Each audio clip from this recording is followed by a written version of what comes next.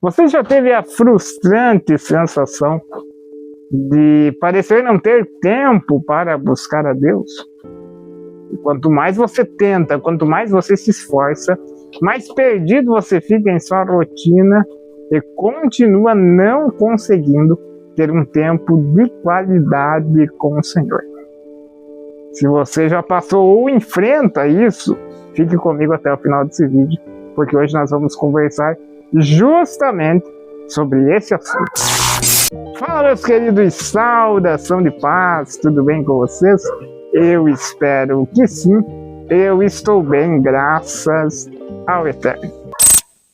Quando Moisés se torna o interlocutor do povo de Israel perante o faraó, com a seguinte sentença: deixe o meu povo ir ao deserto para me adorar, a leitura que Faraó faz daquilo é justamente o oposto do que Moisés e Arão estão pedindo. Olha só como o Faraó olha para a situação. Esse povo está muito ocioso. Esse povo está com muito tempo livre, a ponto de querer se preocupar em adorar, né? A ponto de se preocupar com a sua vida espiritual. Aí ele dá a seguinte ordem aos seus comandantes e capatazes: façamos o seguinte, eu vejo que esse povo está muito ocioso, está com muito tempo livre. Agora vocês dão a palha para eles e eles fabricam os tijolos. Ordene que a partir de agora eles mesmos vão pegar a palha para a fabricação dos tijolos, porém não diminua a meta diária de produção de tijolos deles. Isso foi tido pelo povo de Deus como uma ofensa e uma opressão ainda maior, a ponto de eles cobrarem Moisés por isso, dizendo: olha só, você foi falar com o faraó e a nossa situação, ao invés de melhorar, piorou. Eu quero extrair desse relato bíblico de forma bastante prática é o seguinte: o faraó entendeu que quanto menos tempo as pessoas têm, a tendência é que menos elas se importem com a sua vida devocional. Quanto menos tempo as pessoas têm, a tendência é que menos elas se importem com a sua vida espiritual. De modo que a leitura que ele faz é a seguinte: esse povo está preocupado com a vida espiritual deles, esse povo está preocupado em adorar, quer dizer que eles têm muito tempo livre. Vamos fazer o seguinte: vamos deixar a vida deles ainda mais corrida, vamos deixar a vida deles mais apressada. Antes eles tinham a palha e fabricavam os tijolos, agora eles têm que pegar a palha e fabricar a mesma quantidade de tijolos. Ou seja, vai ficar mais difícil, vai ficar mais corrido, o trabalho vai ser mais intenso, eles terão menos tempo. A leitura de Faraó é essa: quanto menos tempo as pessoas têm, menos elas se preocuparão com a sua vida espiritual. Eu não sei se você vai concordar comigo, mas eu tenho a impressão de que a estratégia de Satanás hoje em dia não é muito diferente da do faraó. Nós temos acesso à tecnologia, a comodidades que os nossos pais e os nossos avós não tiveram, e todas essas facilidades nos foram vendidas com a promessa de que assim teríamos mais tempo, porque não precisaríamos fazer determinadas tarefas com as nossas próprias mãos. Todos os eletrodomésticos, ou pelo menos a maioria deles, vieram ao mercado com essa promessa. A máquina de lavar veio para poupar o tempo da dona de casa. Enfim, a maioria dos eletrodomésticos vieram com essa promessa de dar mais tempo livre às pessoas. Porém, quanto mais nós temos acesso a essas tecnologias e a essas facilidades, parece-me que menos tempo nós temos. Isso pode se dar por vários fatores, mas eu vou citar apenas um deles aqui, porque a minha proposta nesse vídeo é ser bastante prático. é que quanto mais nós temos esses confortos, quanto mais nós temos acesso a essas tecnologias e comodidades, mais nós precisamos trabalhar e produzir para manter essas coisas, para manter esse padrão de vida. Então a gente compra algo que foi vendido a nós com a proposta de nos dar mais tempo, mas a gente acaba gastando mais tempo para manter aquele padrão de vida. Vocês estão me entendendo? E essa análise não é nem teológica ainda. Essa análise é sociológica, pode ser até filosófica. Você pode buscar isso que eu estou falando, que isso se confirma na história da humanidade. Agora veja bem. Parece-me, como eu disse no início da minha aplicação, que Satanás está se utilizando da mesma artimanha do faraó. Vamos repetir qual é a leitura que o faraó fez. Quanto menos tempo as pessoas têm, menos tempo elas terão para se preocupar com a sua vida espiritual. O que me parece é que esse estilo de vida corrido, cheio de compromissos, cheio de tarefas, com uma agenda lotada, pode ser uma estratégia de Satanás para que não nos preocupemos com a nossa vida espiritual, para que não busquemos ao Senhor como deveríamos, para que não separemos um tempo do nosso dia para o nosso devocional e para que não nos preocupemos com isso no decorrer do dia, no fazer as outras tarefas, porque uma vida devocional é uma vida de constante oração, é uma vida que está fazendo as coisas, está lembrando do Senhor, está conversando com Ele a todo tempo, e uma coisa não anula a outra. O tempo devocional não anula a vida devocional, e a vida devocional não anula o tempo, né? Ou seja, você ter um tempo devocional não anula o fato de que você deve viver uma vida devocional, ou seja, 100%, 24 horas por dia conectado com o Senhor, mas o fato de você viver conectado com o Senhor 24 horas por dia não anula o fato de você ter e precisar ter um tempo devocional. Uma coisa não anula a outra. Mas me parece que essa correria que nos suga é uma estratégia de Satanás, para que não tenhamos tempo para ter uma vida devocional e um tempo devocional de qualidade. E não tendo isso, ninguém vai poder nos cobrar, afinal de contas, eu estou na correria. Eu estou correndo atrás, eu estou trabalhando, eu estou fazendo, eu estou produzindo. Ninguém vai questionar isso.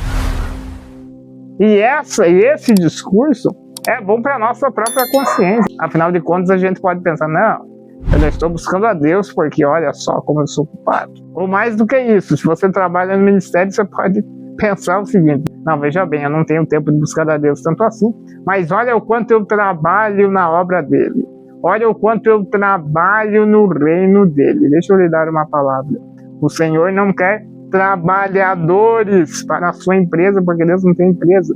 Deus tem um reino. Ele quer filhos que se relacionam com Ele, de modo que você pode produzir o quanto quiser dentro da obra, dentro do reino. Se você não passa tempo com o Senhor, a sua lista de prioridades está invertida, está equivocada.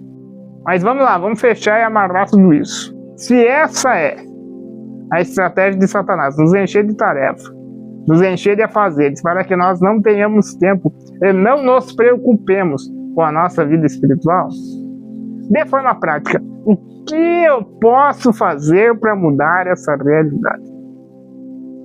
O que eu posso fazer para mudar isso?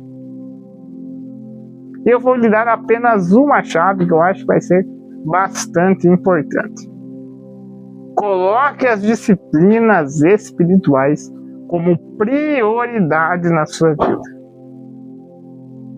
Você não vai fazer o seu devocional, você não vai ter o seu período de oração, de leitura bíblica, lá às 10 horas da manhã, ou à tarde, ou à noite. Não, essas serão as primeiras coisas que você vai fazer ao acordar. Não, mas é que eu acordo e já vou para o serviço, já vou para o trabalho e tal, já tenho coisa para fazer. Então acorde alguns minutos mais cedo, para ter essas práticas espirituais logo cedo, logo pela manhã, antes de você fazer qualquer coisa. Eu te dou apenas essa dica por alguns motivos. Primeiro, ao fazer isso, você está honrando ao Senhor com os primeiros momentos do seu dia. Você está honrando a Deus com os primeiros minutos, com a primeira hora, com as primeiras horas. Eu não sei quanto tempo você passa no seu período de oração, na sua leitura bíblica, eu não sei. Mas os seus primeiros momentos do seu dia são dedicados ao Senhor como primícias diante do Senhor. O Senhor se agrada disso. O Senhor se sente honrado porque você está, de fato, colocando o Senhor em primeiro lugar na sua lista de prioridades. Você estará honrando ao Senhor, dando a Ele o primeiro lugar na sua agenda, por mais corrida que ela seja. Não, mas é que você não conhece a minha rotina, você não sabe o que eu faço, você não sabe. Se não me engano, é Martinho Lutero que diz o seguinte: hoje eu tenho tanta coisa para fazer, mas tanta coisa para fazer, que eu preciso orar entre 3 e 4 horas, senão não dou conta. Você consegue entender? Olha só o que ele está dizendo. Ele está dizendo que se ele não orar, se ele não buscar ao Senhor, ele não dá conta das demandas dele. Se ele não colocar no Senhor em primeiro lugar, ele não dá conta de fazer e de cumprir as outras demandas que ele tem no dia. Ele entendia que a sua produção, vamos dizer assim, durante o dia, dependia de quanto tempo ele dedicava ao Senhor. E talvez aí está o segredo. Talvez aí está o motivo pelo qual nós estamos tão atarefados e perdidos em meio a tantas tarefas.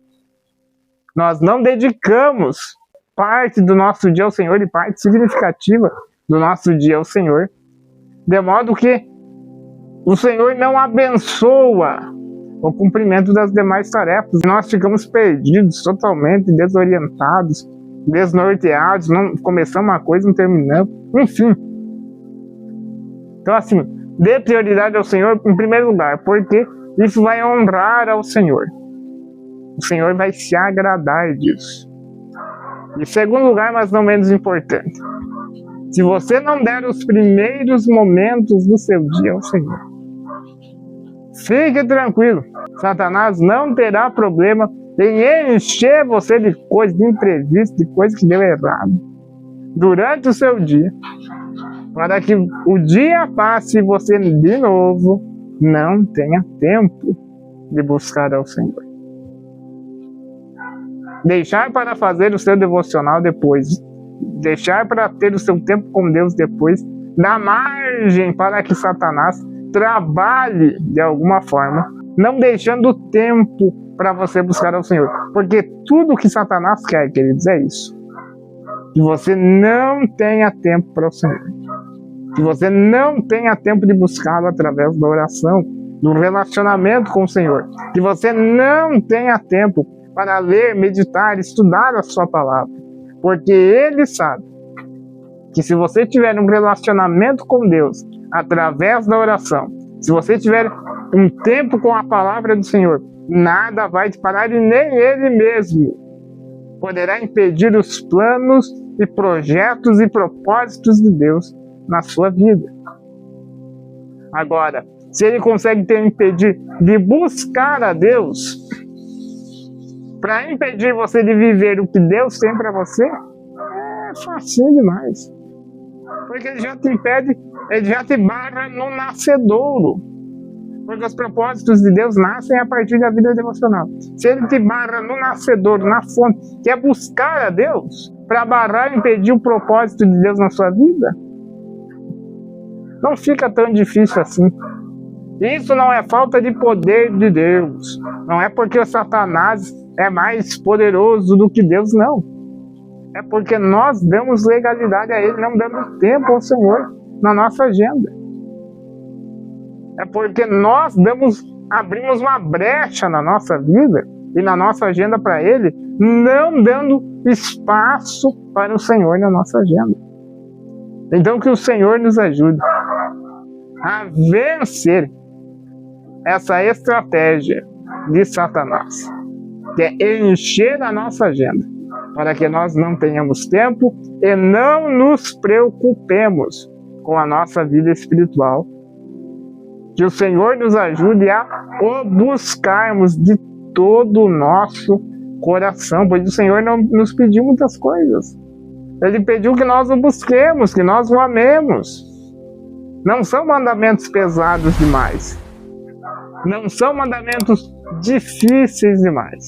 Que o Senhor nos ajude a dar a Ele o lugar que lhe é devido. Que lugar é esse? O primeiro lugar na nossa vida, nas nossas tarefas e na nossa agenda.